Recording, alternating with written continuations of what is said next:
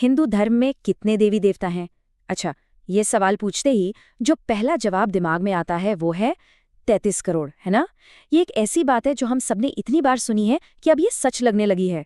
पर क्या ये वाकई सच है या फिर ये एक बहुत बहुत बड़ी गलतफहमी है जो सदियों से चली आ रही है? चलिए आज इसी दिलचस्प गुत्थी को सुलझाते हैं। तो असली सवाल जो हमें पूछना चाहिए वो ये है, क्या हम 33 करोड़ देवताओं की बात कर रहे हैं या फिर 33 प्रकार के देवताओं की? बस इसी एक शब्द के फर्क में सारा का सारा रहस्य छिपा हुआ है और इसका जवाब हमें मिलेगा हमारे सबसे प्राचीन ग्रंथों में, वेदों में। तो चलिए सबसे पहले ये समझते हैं कि आखिर ये धारणा, ये जो गलतफहमी है, ये आई कहाँ से और इतनी आम कैसे हो गई। देखिए, ये जो 33 करोड़ देवी देवता वाली बात है ना, ये हर जगह सुनने को मिलती है। कुछ लोग तो इसे हिंदू धर्म की विशालता और उसकी विविधता का प्रतीक मानते हैं कि वाह कितना बड़ा पैंथियन है। वहीं दूसरी तरफ कुछ लोग इसी बात को लेकर इसका मजाक भी उड़ाते हैं कि भाई इतने सारे भगवान, ये तो बहुत उलझन वाली बात है। लेकिन असली सवाल तो ये है कि क्या ये संख्या, ये 33 करोड़ का आंकड़ा हमारे मूल ग्रंथों जैसे कि वेदों में कहीं लिखा भी है, या ये सिर्फ बस एक गलतफहमी है जो एक पीढ़ी से दूसरी पीढ़ी को मिलती चली गई? अगर सच तक पहुंचना है तो हमें सोर्स तक जाना होगा, और सोर्स है वेद।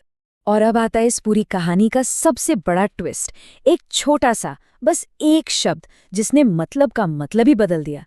और वो शब्द है कोटि। जी हाँ, कोटि। ये संस्कृत का एक ऐसा शब्द है जिसके एक नहीं बल्कि दो मतलब हैं। और बस यहीं से सारी की सारी उलझन शुरू होती है। अब जरा यहाँ ध्यान से देखिए, यहीं पर सारा राज खुलने वाला है। आज के जमाने में जब हम कोटि शब्द सुनते हैं तो उसका सीधा मतलब होता है करोड़, यानी 10 मिलियन। लेकिन पुरानी यानी वैदिक संस्कृत में कोटि का एक और मतलब था, और वो मतलब था प्रकार या कैटेगरी। तो जब हमारे ग्रंथों में त्रयस्त्रिशति कोटि देवता यानी 33 कोटि देवता लिखा गया, तो असल में उसका मतलब 33 करोड़ देवता था ही नहीं, उसका मतलब था 33 प्रकार के देवता। हुआ ये कि समय के साथ संस्कृत का आम बोलचाल में इस्तेमाल कम होता गया और हम कोटि का असली पुराना मतलब भूल गए और नए मतलब करोड़ को ही सच मान बैठे, और बस यहीं से ये गलतफहमी फैलती चली गई।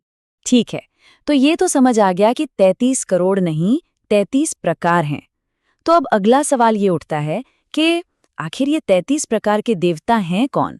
अच्छी बात यह है कि वेदों में इसका जवाब बहुत ही साफ साफ दिया गया है। तो वेदों के हिसाब से इन 33 देवताओं को 4 मेन कैटेगरीज में बांटा गया है।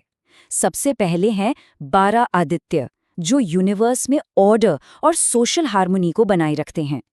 फिर आते हैं 11 रुद्र, जो बदलाव, ट्रांसफॉर्मेशन और कभी-कभी डिस्ट्रक्शन की ताकत हैं। इनके बाद हैं 8 वसु, जो नेचर के फंडामेंटल एलिमेंट्स हैं, जैसे धरती, पानी, आग, हवा। और आखिर में है 2 अश्विन, जो हेल्थ और हीलिंग के देवता माने जाते हैं। तो जरा जोड़कर देखिए, 12, 11, 8 और 2, कुल मिलाकर हुए 33, एग्जैक्टली 33, ना एक ज्यादा ना एक कम।